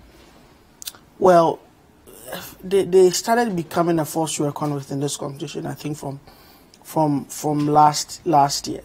But for the past 2 years, they've been consistent. They've been consistently doing well in this competition. I remember in 2016. They got to the 1/8 stage. 2017, which is last year, they got to the quarterfinals, which is with this same team. This same team, Abdul Hamid and Akusahine, the two guys. The two guys. Yes, it means they were probably in SS2. Yes, they were in second year when they came last year, and they got to the quarterfinals, only to be taken out at the quarterfinal stage last year. Okay, so what they've gone. Sorry, before you just go on, what you saw on the screen was usually the ambience of the place, how the energy is usually at the place, and I think it's very important that the viewers get to feel the energy sometimes. Yes, I just love it. Go on. Yeah, so this year the same team made out of those same two people have right from the preliminaries showed that they were really serious about this. Went through beat Konongo Dumase at the 1/8 stage, went to the quarterfinals, and now they are in the finals. In the semi-final that everybody tipped defending champions Prempeh College. People thought that Prempeh indeed had developed the strategy and now could win it back to back. Remember that Prempeh College is the National Science and Maths quiz is 25 this year. So this edition is the 25th edition. 25 years of, delivering this quiz, with the exception of 2 years in which there was a break. 2011 and 2010 and 2011 there was a break. So those 2 years we didn't have any NSMQ. But apart from that, for 25 years running, we've had that. And Prempeh College was the first winner in '94. So yes, 94. And just a bit of history. One of the members of the Prempeh College winning team in '94, son, was part of the Prempeh College winning team last year. So Wanda Safo Ansah's father was part of the 1994 winning team for Prempeh College in '94. But that's an aside. So Boas clearly, against all odds, were able to beat them together with Kobo Girls to get into the finals in a competition which was, between the two schools was neck to neck. Just that WAS was able to show their prowess, and it's been so throughout the competition. Speed race, true or false, riddles. WAS seems to be a master. Speed race, true or false, and the riddles. And the forte of Adisado College in the competition seems to be the problem of the day. They've consistently scored, between 8 to 10. Between 8 throughout to 10. The entire competition this year. Between 8 to 10. And in the semi-finals, they scored 9. What does WAS usually score between? They do very well. They would get. At the problem of the day stage. Before next, then Caleb, you take us through each round. What actually goes on? They would usually, do their best. But when it comes to the school that has that, we know that when it comes to the problem of the day, expect these people to make it, especially if it's a math or a physics question or even chemistry, expect that there's a gentleman called Ampedu Sasu. Yes, expect that they will crack. Ampedu will crack that. Sasu will crack that, and then push Adisco to go through on that level. So that is the strength, or the top level sides of the two teams that are going in. St. Peter's, even though they are a force to reckon with in this competition this year, with all apologies to Pescoba, to the Pescoba and to the St. Peter's students or all students, they've not really come to the party. I think that if they had been in they are the final. How can you say they've not really come to the party? No, it's check their path through the finals, and even we can say they beat St. Aquinas and Wesley Girls at the quarterfinals. That was always going to be a difficult competition, Aquinas and then Wesley Girls, but they were able to sail through to the semi-finals. But at the semi-final level, against Keta Senior High School and Mauli Senior High School, who didn't really, it got to a point in time, and as Caleb was saying, Mauli had to pick up most of the riddles and answer them correctly to forestall any chance of Keta being able to pick up those riddles and come back into the competition very strongly. So that's why you hear everybody mentioning WAS, and then once in a while people like me who are rooting for Adisco or who think that Adisco may still pull a surprise, but nobody mentions Pesco because nobody seems to be giving St. Yes, Peter's but looking at the pedigree that they have in the competition, they still have a record nobody has been able to equal or break. Who? St. Peter's? St. Peter's. Which is? They've been to the finals 5 consecutive times. If Adisco is able to do that next year, then they would have equaled it. From 2002 to 2006, consistently, 5 times in a row, St. Peter's went to the finals, and they won once in 2005. Adisco has been able to do that from 2015 up until this year. So 2015, 2016, so Adisco is the closest to breaking that. Now, talking about the ambience early on. Yes. Last year, something funny happened. So St. Thomas Aquinas, there are old students, very often old students from all schools who have thrown the National Theatre. There was something one of them said that stayed with me. It said that the Prempeh College and I decided, they had come to see the sea, and that they are the landlords of Accra. And so they're just taking them through. They're just taking them through Accra, and then they would have taken the trophy. So you find that bragging, you find people, throwing shades at each other, you find that trolling. It all makes it really fun. And a lot of the times, I hope that the contestants don't get to see this during immediately after this, because it's not for their consumption. Some of them can be poisonous for their own health. Because for us, and for most people who are observing, they're just enjoying the contest. But for them, it's more the scholarship, the sportsmanship. Really. I want you to take us through each round. You said there are 5 rounds. There are 5 rounds. Take us through each round. What happens in each round? Typically, round 1, you have them have general questions. Fundamentals, basic questions, and basic scientific principles. Fixes all the subjects there. And I think for each question you get right, you have about 3 points in round number 1. Bonus. And then round number 2 is when we have true or false. Speed race. That's the speed race. Round number 2 is speed race. What happens in the speed race? If you get any question wrong, I think a mark is deducted from your score. But it's usually who can take the question first. So who takes the question first? That's when the bell goes on. Right? So the quiz mistress will just ask read the question. If you have the answer, press your bell. If you get it right, 2 points. If you get it wrong, -1. That's speed race. Then you get to the problem of the day in round number 3. So problem of the day is when they're given a problem, all of them have to go solve. They write out their solution on the board, after which I think it's marked over 10. In some cases, you get schools that are exceptionally well make 10 over 10. Others can make nothing. That's round 3, problem of the day? Yes. Round number 3. Okay, so that's the one they go to the board to answer a question. Exactly. And then there's a riddles, and then there's another true or false. True or false is round number 4, and then round number 5 you have the riddles where she'll give you clues, and then you get to round number 4 is true or false. That's also on all. It's also on maths and science. Yes. It could be maths, could be chemistry, science, physics, biology, any of that area. Sometimes even.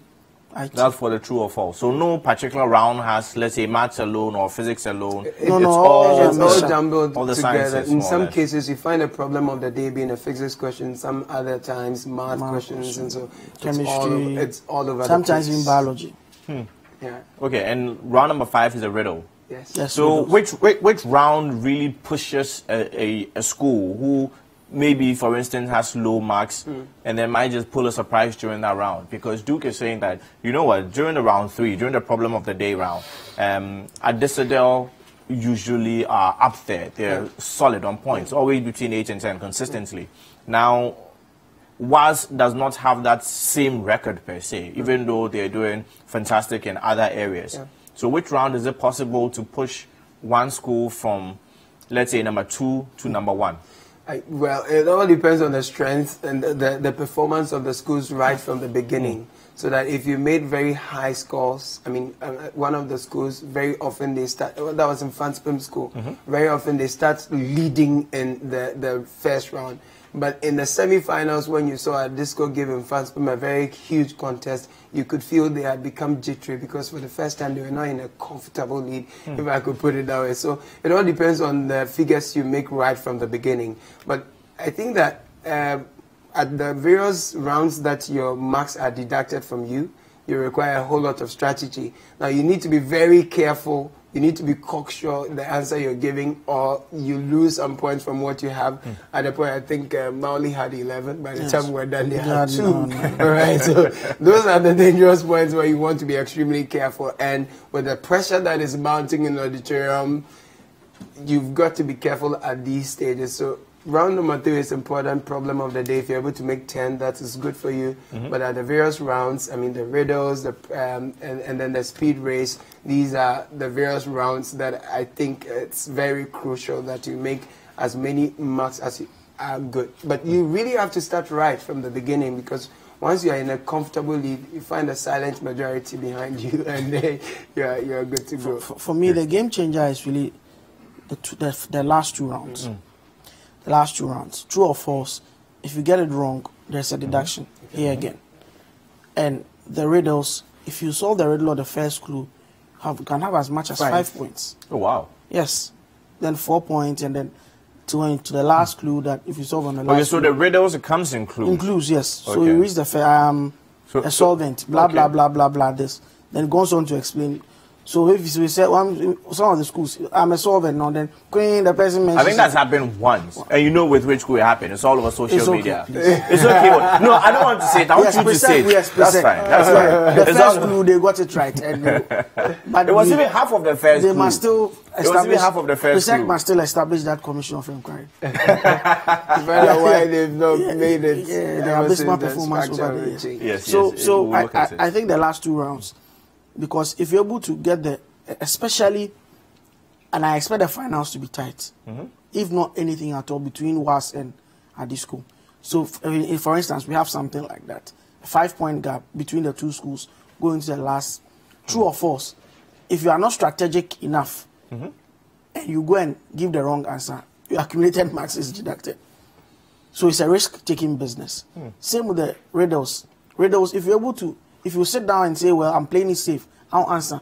Your opponent answers 5 marks, widen the gap, or he's bridged the gap. So for the last 2 rounds are very critical. But the first round is usually very long. The fundamentals, very long, because they have to they pass everywhere, from physics to chemistry to biology to math, everywhere. Mind you, the quality of questions this time gets tougher. Yes, it's fine. Right? Because so as the competition proceeds, the questions as it progresses, the increase in questions intensity. get tougher. At some points, they break ties with questions from level 100. You know, that's the university level, and these are students. Oh wow, but isn't that extreme? Well, is it? Because then that's what separates the. But usually, I mean, level 100 is the boys from usually level 100 is a recap of what you've done in high school. So yeah, it gets tougher by the day. So at this point, if you really emerge the champion, then you're indeed the champion. So let's see if WAS. Okay, so now, what are we expecting for the day? I'll start with you, Duke. We're tying this into our final comments. What are we expecting for the day? Today is the final. What time is the final? Supposed to start somewhere after 10. And it will be live on City FM? Yeah, live on City 97.3 FM. Okay, somewhere around 10. With expert analysis, just as we are doing. Super. Yes, so to spice up the whole thing. So if very you can important. Go, because I mean the National Theatre can take just as much number of people. So I'm sure if you're not there by now, just find a radio set and just, listen to, monitor what will happen live. And it's going to be fun. It's going to be. But for those who are already in the auditorium, I hope that the security has been beefed up better than what happened last year.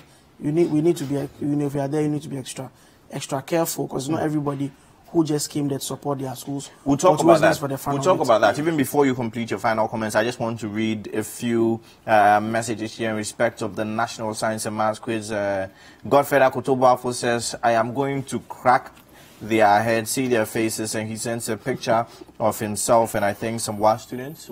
The 2 students were from? Okay. Well, 2 students in white. I don't know which school uniform that is. I think it's WAS. Yes, I see the uniform. It's WAS. What I remember from WAS is that when we're in PSEC, when we go to intercolleges, they'll come and fight for us. When the disco boys are beating us. Anyway. Ernest AJ says, best of luck to Kisi and Feni.